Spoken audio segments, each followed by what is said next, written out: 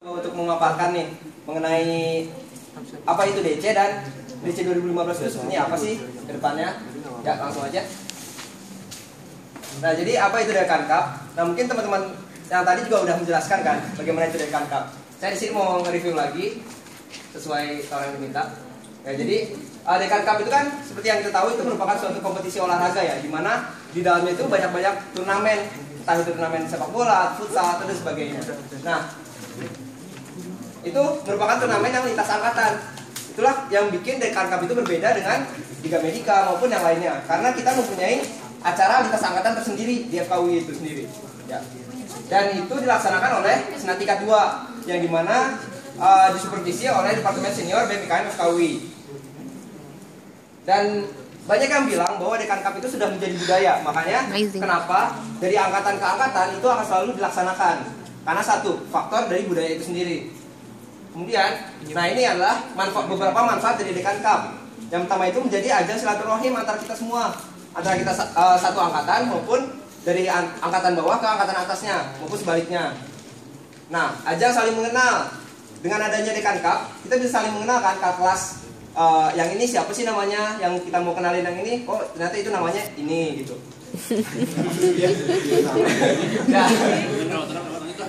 Ya, kemudian yang ketiga adalah manfaatnya ialah sehat. Jelas kan? Ya, jelas kan kalau misalnya kita olahraga, insya Allah kita sehat ya. Kecuali olahraganya nggak benar. Ya. Kemudian yang terakhir itu persiapan. Persiapan apa sih? Nah, sebenarnya yang manfaat keempat ini itu manfaat buat angkatan kitanya sendiri. Itu menjadi persiapan bagi kita untuk menyelenggarain acara yang lebih besar ke depannya, yaitu ada Baksos dan Liga Medika, dan nantinya akan ada PLD juga kan. Ya. Nah, sekarang saya akan sedikit ngebahas tentang Dekan Cup 2014. Nah, di Dekan Cup 2014 juga udah terbentuk 2 unsur kan. Ada unsur Salemba dan unsur Depok. Nah, di sini bukan bermaksud untuk membeda-bedakan, tapi memang kenyataannya kayak gitu kan. Nah, tapi beratnya itu Salemba itu masih 90% dan Depok masih 10%. Ya karena memang penyelenggaranya itu ada di Salemba dan yang di Depok itu cuma angkatan 2013 saja. Jadi kira-kira beratnya seperti ini. Nah, yang berbeda di 2015 adalah Nah, yang berbeda adalah perkiraan saya Salemba untuk Dekan Cup 2015 beratnya itu sekitar 35% dan Depok itu 65%. Mengapa? Karena memang untuk kontingennya sendiri itu lebih banyak yang di Depok dan penyelenggaranya juga kita sebagai angkatan yang ada di Depok. Jadi sedikit lebih berat untuk FKUI yang ada di Depok seperti itu. Nah, ini sedikit uraian mengenai kontingen-kontingennya. Jadi di Salemba itu ada 2010, 2011 KKI yang udah klinik dan staff. Nah, staff juga sebagian udah ada yang di Depok dan angkatan 2012, 13, 14 dan KKI yang preklinik seperti itu. Jadi ya 65% ada di Depok, 35% ada di Salemba. Nah, berikutnya apa sih Wotoso DC 2015? Kenapa Wotoso? Ya karena saya mau maparin yang jelek-jeleknya dulu.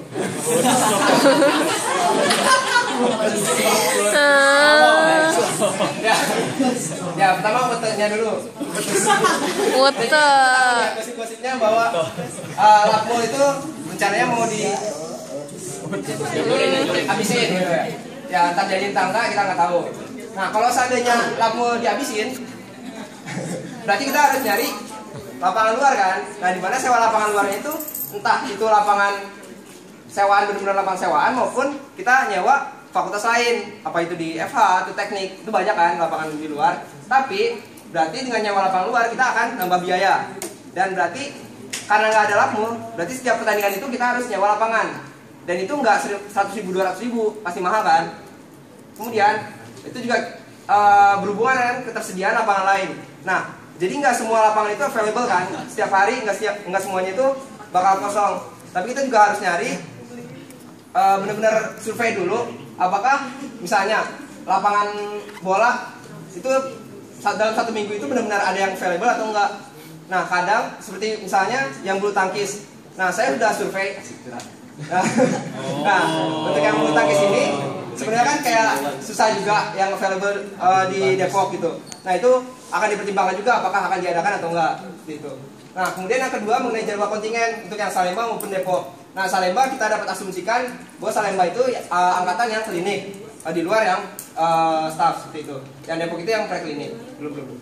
Nah berdasarkan hasil konvensi yang kemarin, kata kakaknya sih untuk yang justru yang klinik itu lebih visible, lebih available untuk, maksudnya lebih fleksibel. Nah lebih fleksibel untuk diatur jadwalnya.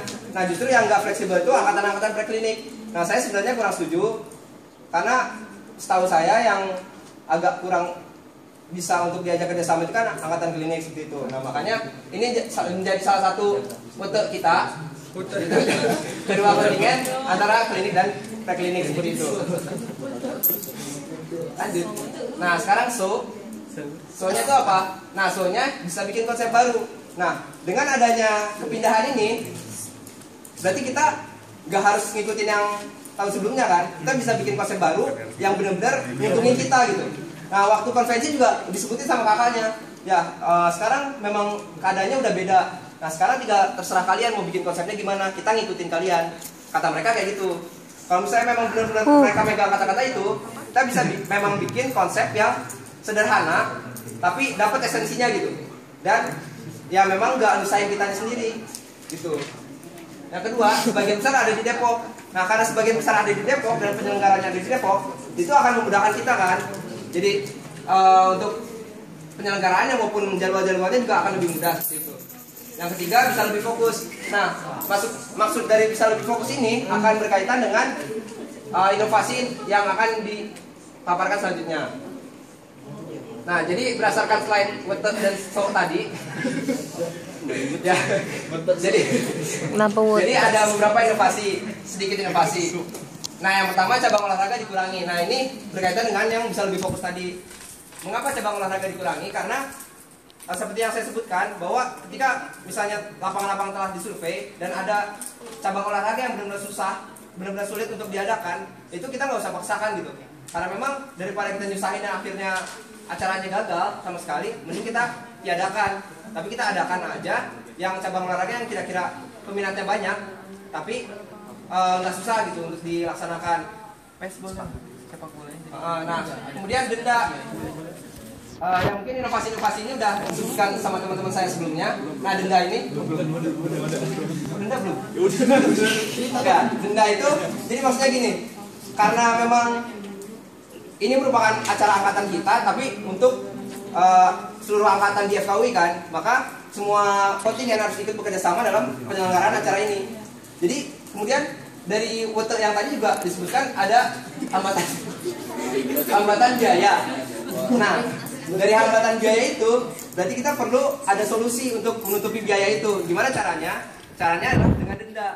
Nah dendanya itu gimana? Nah ketika kita udah nyewa lapangan, kita udah netapin satu jadwal, terus misalnya H-1 ada kontingen yang membatalkan seenaknya gitu dengan di luar dari ketentuan dan waktu yang mepet, maka kita akan kenakan denda yang kemungkinan sebesar 150% dari harga sewa. Semisal gitu ya. Wow. Semisal seperti itu. Wow. Ya. Yang ketiga adalah tempat pertandingan berdasarkan kontingen.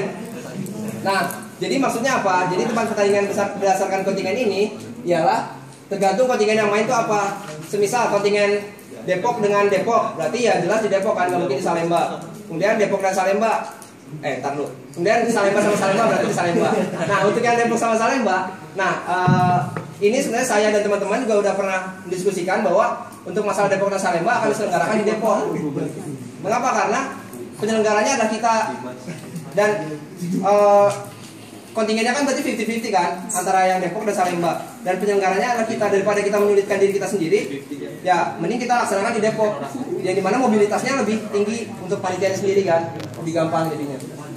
Ya sekian presentasi dari saya, mohon maaf kurang lebihnya. Wassalamualaikum warahmatullahi wabarakatuh.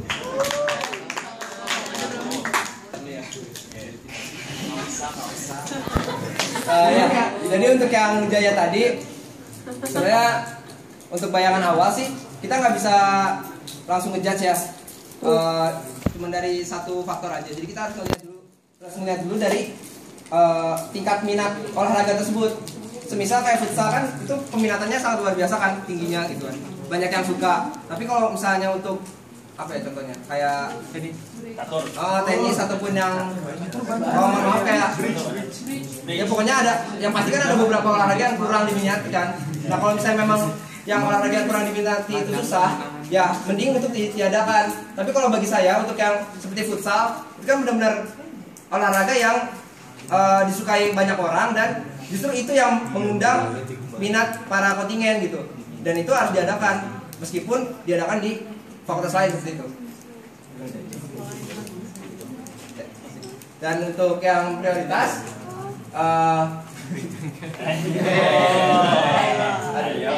banyak orang. Untuk yang prioritas ya, kalau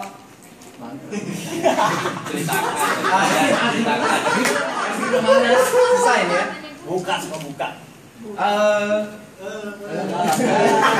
Ya. Jadi untuk prioritas kan kalau untuk DC sendiri masih lama. bukan. Ya, jujur untuk yang 6 bulan ke depan kan itu untuk persiapan DC-nya kan. Untuk DC-nya sendiri mungkin akan dilaksanakan ya Desember ataupun November ke depannya gitu kan. Nah, ya untuk yang November ataupun Desember ke depannya saya akan memprioritaskan yang DC. Lanjut.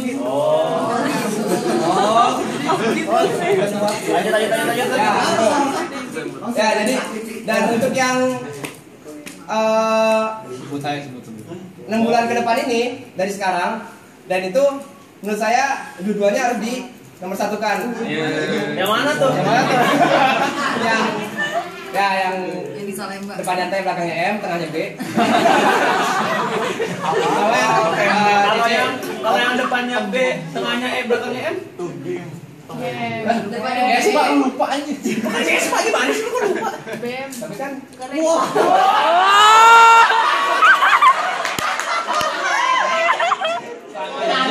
Banget ya. Lupa ya. Bilang enggak mandi. belakang mana aja. Itu yang pik ya. Aduh dulu ya. Nggak bisa dirawat ya, udah direkam ya. Ya, maksudnya gini, dari awal juga saya sebenarnya punya prinsip dalam prioritas gitu. Oh gitu.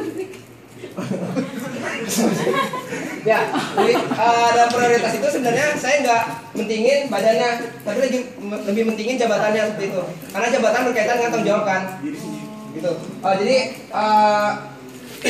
ya memang di dua bidang, kalau misalnya memang saya dapat DC, berarti ada 2 jabatan yang lebih tinggi daripada yang lainnya, dan itu akan saya lebih prioritaskan kan. Nah, gimana maksud saya antara kedua bidang itu gimana gitu kan.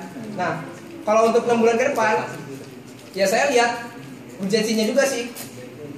Jadi kan kadang yang badan yang T itu kadang ada waktu lengangnya, dan ketika waktu lengangnya ya saya pakai untuk DC. Dan pernah. Ya saya yakin, saya percaya ada waktu lengang.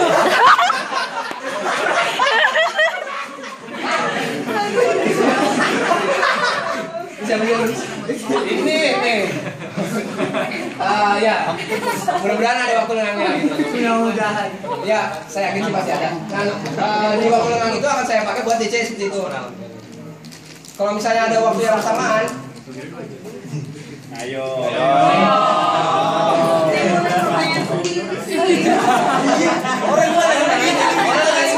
Orang ada berapa? Masih 6.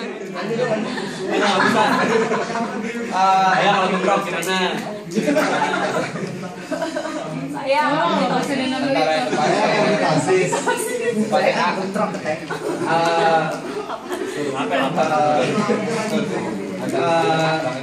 lebih yang ketek.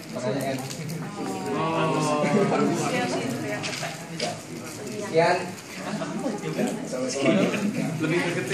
Baik, kalau masih ada, makasih buat jawaban-jawabannya Fikri. Tapi masih ada waktu 6 menit lagi. Ada yang lagi yang mau bertanya buat Fikri? Ya, silakan. Ada Amel. Siapa lagi mau bertanya? Untuk yang menjawab pertanyaan Austin, bantahannya kasarnya bantahannya ya. Jadi pertama kita kan kedepannya bakal nyelenggarain DC ini di Depok kan. Nah, ketika masa transisi ini kita harus udah mulai nih belajar untuk ya setidaknya maksimalin adain di Depok dengan batahan yang unsur-unsur tadi tuh. Untuk kontingennya itu kan 50-50 dan sedangkan panitianya itu sendiri adanya di Depok dan lebih mobilitasnya lebih tinggi kalau misalnya dilaksanakan di Depok seperti itu. Kemudian yang kedua yaitu tadi untuk mempersiapkan DC kedepannya yang ada di Depok. Untuk bantahan sementara seperti itu sih. Kemarin juga udah pernah diomongin di konvensi juga dan kata mereka yaitu mereka tuh sebenarnya lebih fleksibel jadwalnya. Kita ngikutin kalian, mereka bilang kayak gitu.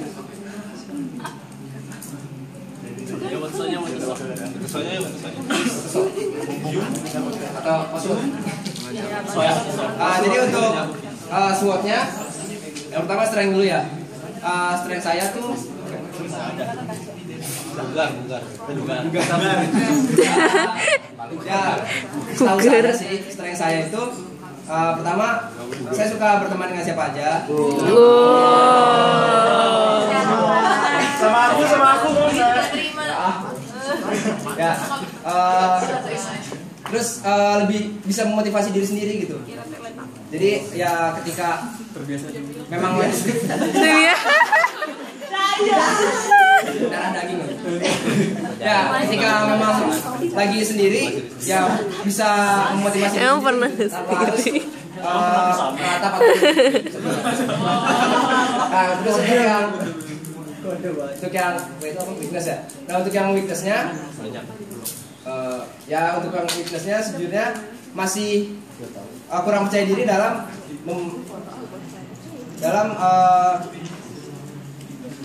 menetapkan suatu keputusan gitu.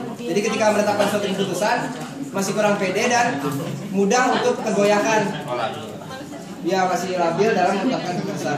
Masih kurang pede dengan keputusan sendiri.